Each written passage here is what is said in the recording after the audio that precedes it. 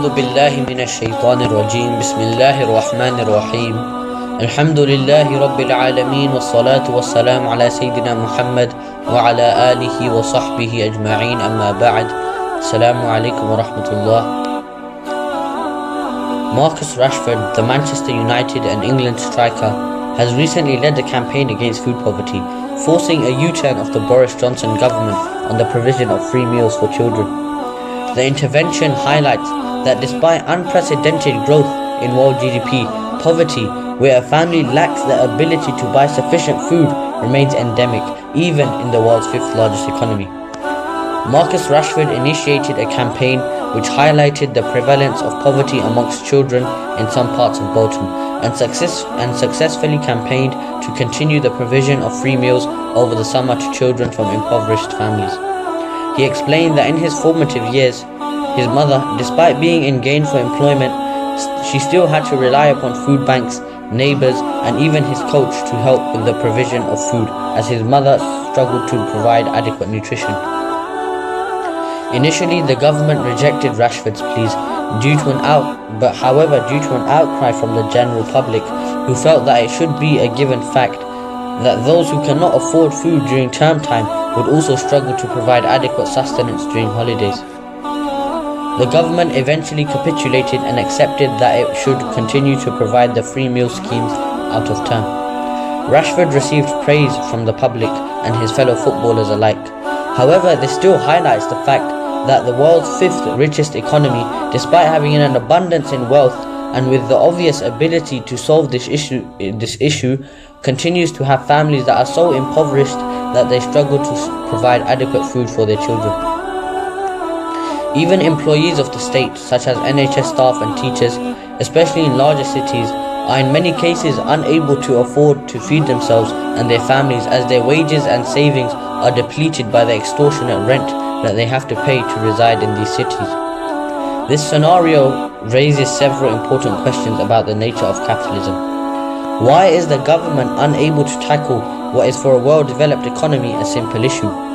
Why is it that after centuries of capitalism and the appropriation of wealth from around the world, citizens of the UK still suffer from poverty? Why is it that these issues are being tackled by charitable acts and not by the state, who is actually empowered to solve such issues? We may congratulate Rashford for addressing the issue, although it should in reality be the preserve of politicians and those tasked to oversee the welfare of the nation to raise such issues. His intervention fails to address the fundamental ideas which lay at the root of this and many others which plague the world today. The issue stems from the dogmatic belief of capitalists that the free market is the best and most efficient method to distribute goods and services in a nation. In their view, price alone should dictate who should receive or go without the goods or services that they may need.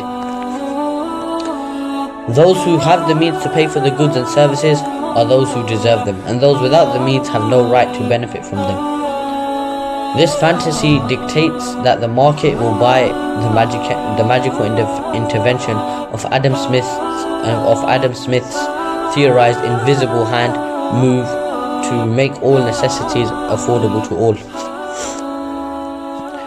Economic dogma rarely stands up to scrutiny. So where goods and services are subject to the price mechanism to regulate their distribution, so is labor, which is by virtue of the inescapable nature of this process, will always ensure that there is a section of society that will always remain unemployed or underemployed.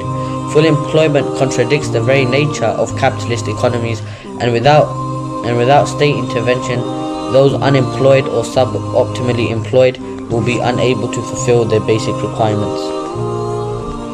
As prices for the necessities of life increase year on year and strain the finances of many families have already spent a significant portion of their wages even before the month's paycheck arrives. A significant amount of their income will be consumed by indirect taxes like VAT and fuel duties, which unfairly penalizes low earners, where the majority of their income is spent on essentials and little is saved. It is an indictment today's civilization that poverty still persists in nations which possess the means to solve it, and it calls into question the assumption that capitalism is a solution to regulate the economic affairs of humanity. وآخر دعواهم أن الحمد لله رب العالمين.